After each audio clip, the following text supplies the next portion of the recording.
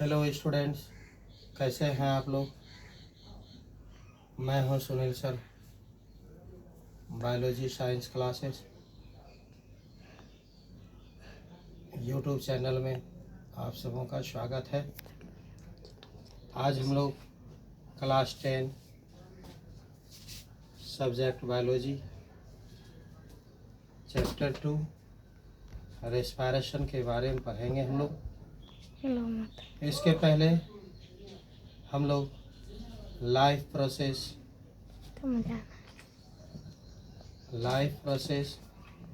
के बारे में पढ़े थे। उसमें हम लोग न्यूट्रिशन के बारे में पढ़े थे। आज हम लोग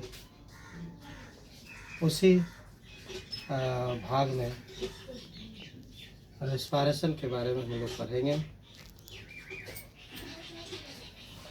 तो सबसे पहले हम लोग जानेंगे कि रेस्पिरेशन क्या है, यह कितने तरह के होते हैं, मल्टी सेलुलर और यूनिसेलुलर ऑर्गेनिज्म में रेस्पिरेशन कैसे होता है। तो देखिए, रेस्पिरेशन एक ऐसी प्रक्रिया है जिसमें जीव ऑक्सीजन ग्रहण करते हैं एवं कार्बन डाइऑक्साइड छोड़ते हैं। इस प्रक्रिया में ग्लूकोज अणु टूट करके एनर्जी, वाटर एवं कार्बन डाइऑक्साइड का निर्माण होता है। माइटोकॉन्ड्रिया में डाइजेस्टेड फूड का ऑक्सीडेशन होता है और ये सारे प्रोडक्ट का निर्माण होता है। रेस्पिरेशन फोटोसिंथेसिस का विलोम रिएक्शन है। इसे निम्न सारणी के द्वारा समझ सकते हैं। अब ज़रा देखिए, यहाँ पर ये ग्लूकोज के मॉलिक्यूल्स हैं C6H12O6 प्लस 6O2, यानी ये ऑक्सीजन हुआ। एंजाइम के उपस्थिति में कार्बन डाइऑक्साइड, वाटर और एनर्जी में यह विघटित होता है, यानी ग्लूकोज के ही अणु मॉलिक्यूल टूट करके कार्बन डाइऑक्साइड, वाटर और एनर्जी का निर्माण करते हैं। तो रेस्पिरेशन प्रक्रिया में ग्लूकोज अणु टूटता है और टूट करके ही वह कार्बन डाइऑक्साइड, वाटर और एनर्जी, जो कि एटीपी के रूप में होता है, उसका निर्माण होता है। रेस्पिरेशन लाइफ प्रोसेस का ही एक इम्पोर्टेंट भाग है। इस प्रक्रिया के द्वारा ही जीव वाइटल एक्टिविटी को करने के लिए एनर्जी प्राप्त करते हैं। यदि एनर्जी प्राप्त नहीं हो तो जीव ग्रोथ, मूवमेंट, स्टिमुलेशन, एक्सक्रीशन तथा रिप्रोडक्शन आदि क्रियाएं नहीं कर सकते हैं। इन सबों को करने के लिए एनर्जी की ज़रूरत होती है। बगैर एनर्जी का ये सब प्रोसेस संभव नहीं है। ये सारे प्रोसेस लाइफ प्रोसेस के तहत पढ़ा जाता है। एक लिविंग के लिए ये सब होना ज़रूरी है और ये सब होने के लिए कार्बन यानी एनर्जी होना चाहिए।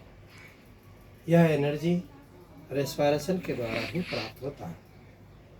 अब देखिए, रेस्पिरेशन दो तरह के होते हैं। There are 2 types of respiration.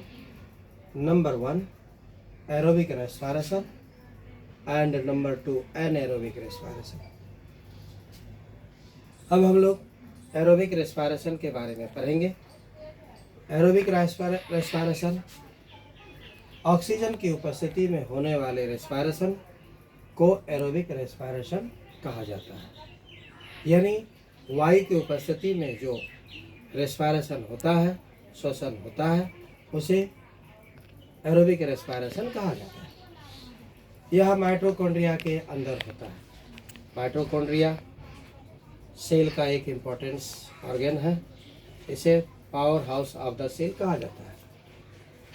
उसी के अंदर यह एरोबिक रेस्पिरेशन होता है। इसमें पायरुवेट टूट करके कार्बन डाइऑक्साइड और वाटर का निर्माण करते हैं। जितने भी तरह के मल्टीसेलुलर एनिमल हैं, सबों में एरोबिक रेस्पिरेशन ही होता है और इस प्रक्रिया के द्वारा मल्टीसेलुलर एनिमल एनर्जी प्राप्त करते हैं और अपने बॉडी के वाइटल एक्टिविटी को वह संचालन करते हैं। दूसरे तरह का रेस्पिरेशन है जिसे एनएरोबिक रेस्पिरेशन कहा जाता है। यह ऑक्सीजन की अनुपस्थिति में होने वाला रेस्पिरेशन है। ऑक्सीजन की अनुपस्थिति में होने वाले रेस्पिरेशन को एनएरोबिक रेस्पिरेशन कहा जाता है। इसमें ऑक्सीजन का होना जरूरी नहीं है। यह यीस्ट में और मसल सेल्स में होते हैं। यीस्ट में पायरुवेट टूट करके इथेनॉल एवं कार्बन डाइऑक्साइड का निर्माण होता है। यानी यीस्ट जो एक यूनिसेलुलर एनिमल है, उसमें पायरुवेट एसिड जो होते हैं वह टूटता है और टूट करके एथेनॉल, जिसको अल्कोहल भी कहते हैं, और कार्बन डाइऑक्साइड का निर्माण होता है। इस प्रक्रिया को फर्मेंटेशन कहा जाता है। फर्मेंटेशन प्रोसेस के द्वारा ही अल्कोहल का निर्माण किया जाता है, जो फलों से या अनाजों से तैयार किया जाता है। मसल सेल्स में पायरुवेट टूट करके लैक्टिक एसिड में बदल जाता है। मसल सेल्स एनिमल्स का जो बॉडी होता है उसमें भी यह पायरुवेट अम्ल टूटते हैं और टूट करके लैक्टिक एसिड में बदलता है। इस कारण अधिक चलने या दौड़ने से मसल सेल में क्रैम्प हो जाता है या दर्द या ऐंठन होने लगता है। यह लैक्टिक एसिड बनने का प्रक्रिया मल्टीसेलुलर एनिमल में होता है, यूनिसेलुलर में नहीं होता है ना। लैक्टिक एसिड बनने के कारण ही खिलाड़ियों को, एथलीट को या क्रिकेट प्लेयर के बॉडी में कभी कभी ऐंठन या अचानक दर्द हो जाता है। और इसका उपाय सिर्फ इतना है कि गर्म पानी से उसे स्नान करना चाहिए या शरीर को गर्म पानी करके कपड़े से, सूती कपड़े से उसको पोंछना चाहिए।